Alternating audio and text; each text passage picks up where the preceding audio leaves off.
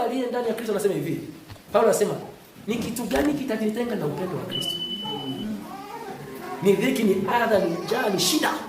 Asema nimegundua. Ndio. Sio walioko chini, walioko juu, wenye mamlaka. Kiumbe kingine chochote hakitaweza kunitenga na upendo wa Mungu ulio katika Yesu Kristo. Kuna namna tunatakiwa tutengeneze kanisa turudi kwenye level. Amen. Nasikiliza.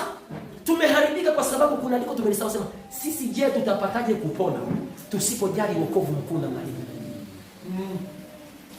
Tutapataje kupona?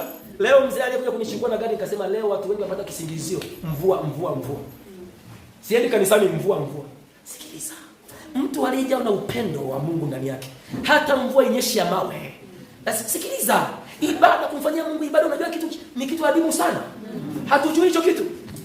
Haleluya.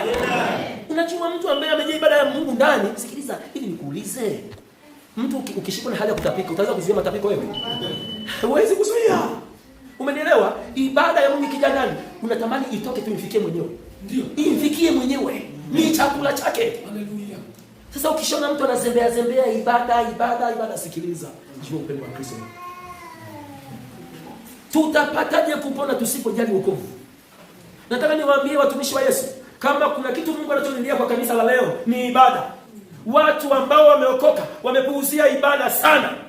Wameona ibada ni kitu cha kawaida. Na saa nyingine inatokea mtu anakuja hapa na shida, hana kazi, hana kitu chochote. Mchungaji niombe. Mchungaji nikiinuliwa, nitakuwa mwaminifu. Mchungaji akishapata kazi, ukamwambia nikubise. Ndugu yangu, huyu Mungu huwa ni Mungu. Bwana Yesu asifiwe. Na ana uwezo wa kufanya kitu chochote atakacho kwenye maisha yako. Hakuna aliyejua Yesu. Na maana anaimba, hakuna mwanaume kama Yesu. Haleluya. Hakuna mwanaume kama Yesu. Jamani, tumesahau hiyo Bwana Yesu atusaidie sana. Mkristo ni lazima ujali nini jamani? Ujali ibada. Na ukiona mtu ambaye anajali ibada, huyo ameujali wokovu, ameutunza wokovu. Yuko vizuri. Mungu angeshuka na kipimo chake atupime leo. Angalie viwango vya ibada ndani ya watu hapa.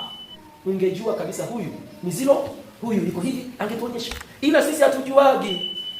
Lakini yuko anayejua. Bwana Yesu asifiwe. Ukiwa umeokoka, jitahidi usiwe Mkristo wa Jumapili kwa Jumapili. Inasikitisha sana. Inasikitisha, Mkristo wa Jumapili kwa Jumapili. Yaani kuna mwingine akitoka kwenye mlango huu, Jumapili nyingine. Jamani, nimetangulia kukuambia wewe ni wa thamani sana. Amen. Mungu